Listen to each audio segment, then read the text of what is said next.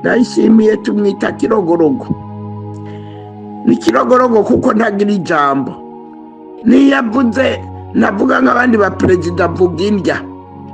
Ndayishimiye mu 1993 yavuye kuri universite araduga agenda kwica abanyeshuri bo mu Kibimba ngo nuko ari abatutsi.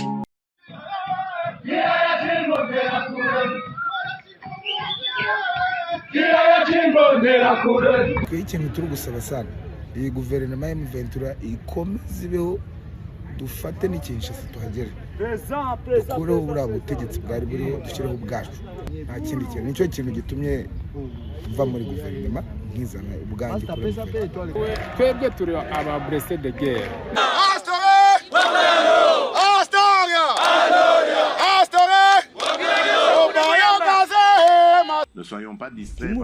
ntimurangare abashaka guca intege iki gihugu cyacu bazaca muri twe, bazitwaza kuba turangaye, uko kurangara kwacu niko bazacamo, bityo biborohere kuducamo ibice.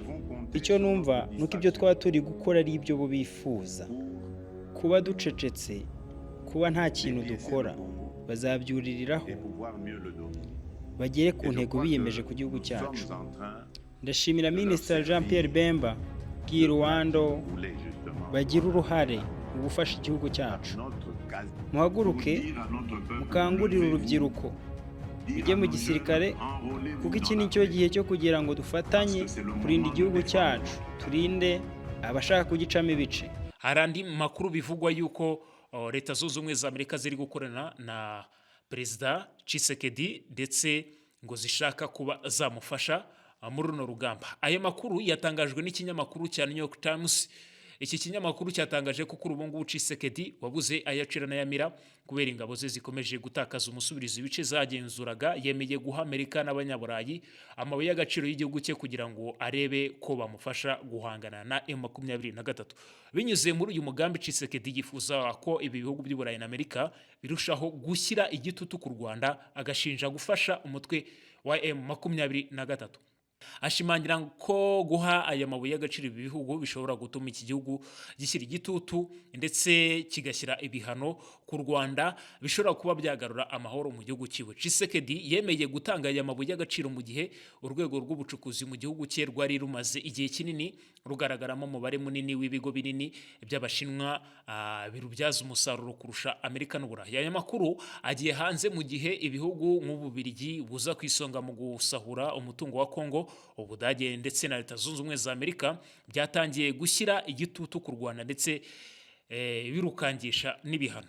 Ku ikubitiro, Amerika yahise inafatira ibihano General James Kabarebe usanzwe ari umunyamabanga wa leta ushinzwe ubukorerane bw'akarere muri Minisiteri y'Ububanyi n'Amahanga, imushinja kuba umuhuza w'u Rwanda na M23. Ibi ngibi Amerika yaje kuba yakora ni ibintu bisa nkaho bidahwitse, bitanyuze mu mucyo, kuko ntabwo yabashe kuba yakumva impande zombi ngo inamenye ukuri koko niba bashaka kuba bagarura amahoro muri Kongo. Ibi rero Tshisekedi ari gukora, ari kubikora yumva yuko ari byo byagarura amahoro, mu gihe uyu mutwe wa M23 ukomeje kumuzengereza wigarurira ibice bigiye bitandukanye. Wasabye leta ya Kongo kwikubita agashyi ukubahiriza imyanzuro y'inama ya East African Community ndetse na SADC. Tangaje ko ushyize imbere agahenge katangajwe mu ntangiriro za Gashyantare hagamijwe gushyira mu bikorwa imyanzuro y'inama yahuje abakuru b'ibihugu by'imiryango ya Afurika y'Iburasirazuba n'uw'iterambere n'ubukungu wa Afurika yo mu bihugu by'amajyepfo. Isaba leta ya Kongo nayo gutera intambwe nk'iyo ngiyo, mu gihe Tshisekedi atari kubyumva, yumva yuko icyagarura amahoro ari imbaraga za gisirikare cyangwa kujya mu ntambara. Ibi bibaye nyuma yuko umutwe wa Twirwaneho wihuje na 23M. Umutwe wa Twirwaneho uharanira uburenganzira bw'abanyamurenge watotezwaga ndetse bakicwa na leta ya Repubulika Iharanira Demokarasi ya Kongo watangaje ko wifatanyije n'ihuriro AFC ariyo M23 mu rugamba rwo gukuraho ubutegetsi bwa Kinshasa bukomeje kwica abaturage. Twirwaneho n'umwe mu mutwe wakunze kugaragaza ko wirwanaho ndetse utajya ugaba ibitero kuri Kinshasa. Icyakora ubu wamaze guhindura umuvuno kuko ku nshuro ya mbere wagaragaje ko nawo winjiye mu rugamba rwo gukuraho ubutegetsi bwa Kongo. Ni icyemezo twirwaneho ufashe nyuma y'iminsi mike uyu mutwe utangaje ko umuyobozi wayo mukuru witwa Colonel Rukunda Michel uzwi nka makanika yaguye mu gitero cya drone y'ihuriro ry'ingabo za Kongo kwa 19 Gashyantare. Twe ikintu turi gusaba sana iyi guverinoma ya M23 ikomeze ibeho, dufate n'ikinshasa tuhagere, dukureho buriya butegetsi bwari buriho dushyireho ubwacu. Nta kindi kintu, nicyo kintu gitumye tuva muri guverinoma nkizana ubwanjye kuri guverinoma. Twebwe turi aba blessés de guerre. Bandako yeb Sabino M23 eza ya Barwande M23 ebumaka bato nakanisi ke réalité oyo bokuti eza contraire na oyo bandako yeb Sabino nakosi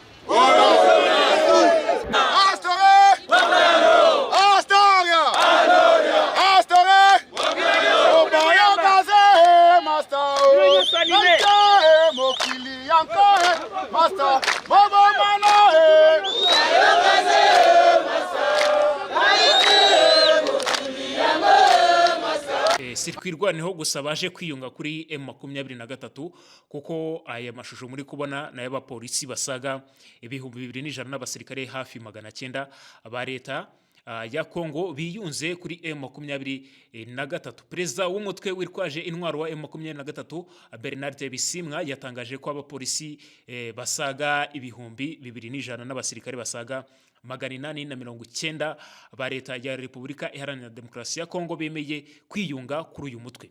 Bafashe iki cyemezo nyuma yo kugirana inama n'ubuyobozi bwa M23 mu mujyi wa Bukavu usanzwe uri mu murwa mukuru w'intara ya Kivu y'Amajyepfo kwa 22. Amashusho agaragaza ko nyuma yo kwiyemeza kwiyunga kuri M23 abapolisi n'abasirikare buriye amakamyo bajyanwa mu kigo cya gisirikare cy'uyu mutwe witwaje intwaro. Bikomeje kuba bibi cyane ku ruhande rwa Tshisekedi ukomeje kwirukanka hirya no hino asaba ubufasha bwa gisirikare, cyane yuko ejo bundi yohereje ministri ushinzwe ubutabera mu gihugu cya Senegal, aza no kumwohereza mu gihugu cya Chad kujya gusaba ingabo, mu gihe ingabo zimwe zigize umuryango wa SADC zatangiye gutaha. Biri kuvuga yuko ingabo za South Africa zigiye kuba zataha. Kera kabaye abasirikare ba Afrika y'Epfo barimo n'abatwite bashobora gutaha banyuze mu Rwanda. Ingabo za Afrika y'Epfo zari zimaze iminsi mu burasirazuba bwa Kongo zifatikanya n'ingabo za FARDC mu kurwana n'umutwe wa M23 zigiye gutaha zinyuze mu Rwanda. Afrika y'Epfo yohereje ingabo zirenga 2900 mu butumwa bw'umuryango w'ubukungu n'iterambere ry'ibihugu bya Afrika y'Amajyepfo ari ryo bita SAMI DRC. Izi ngabo zajyanye n'ingabo za Malawi, za Tanzania, zisangayo n'ingabo z'u Burundi, zifatikanya n'ingabo za FARDC, Wazalendo n'abacashuro b'abanyaburayi. Ku ikubitiro ingabo za Malawi, perezida wa Malawi ahise acyura ingabo ziwe arazijyana, hasigara ingabo za Tanzania, ingabo za Afrika y'Epfo ndetse n'ingabo z'Abarundi. Ubu ngubu South Africa yaje kuvuga yuko ikuyeyo ingabo zayo mu gihugu cya Kongo zose uko zakabaye. Ubwo harasigara ingabo za Tanzania, ingabo z'u Burundi, ingabo za Wazalendo murabizi ko ari huriro ryashinzwe na Tshisekedi ngo ry'abasirikare cyangwa ry'abene igihugu bakunda igihugu ari byo bita Wazalendo, ndetse n'abacashuro. Abacashuro nabo baje kuba bataha. Ubu ngubu rero ingabo ziba zisigaye mu rugamba ni ingabo za Tanzania, ingabo z'u Burundi ndetse n'ingabo za FARDC na Wazalendo. Ariko M23 ikomeje gufata utundi duce, ivuga yuko ukomeza kuyitambika wese aba ayigiriye mu nzira. Ni mu gihe ingabo z'Abarundi naho byavuzwe yuko zacyuwe, ariko yari amayeri ngo yo kugira ngo bagote cyangwa bafatafate bazitiremo hagati bagwe mu agaco M23. Biri kuvugwa yuko rero ingabo z'Abarundi zitigeze zitaha, ntago zigeze zitaha, ziracyari hariye. Ingabo za South Africa rero zishobora kuba zataha zinyuze hano mu Rwanda. izi ngabo zahagaritse imirwano yazo ubwo umujyi wa Goma wafatwaga, ziza kwisanga zaguwe gitumo na M23. Inteko ishinga amategeko ya Afurika y'Epfo yamaze iminsi yose gitutu kuri Perezida Cyril Ramaphosa ngo acyure ingabo z'iki gihugu zirekere kwicirwa mu mahanga zizira inyungu z'umuntu ku giti kiwe. Umuvugizi wa AFC Lawrence Kanyuka aherutse kubwira itangazamakuru ko igihe kigeze ko ingabo za Afurika y'Epfo ziri mu bigo bya MONUSCO zitahe ndetse bagiye kuzireba bakazibwira ko inzira ishoboka zanyuramo ari umupaka w'u Rwanda. Ati byavuzwe kenshi ko twe twiteguye kubaha inzira bakagenda. Ikibuga cy'indege cya Goma ubu ntibyashoboka ko bagikoresha. Hari ibisasu byinshi bigitezemo n'inzira y'indege yuzuye ibinogo kubera ibisasu byakiguyemo.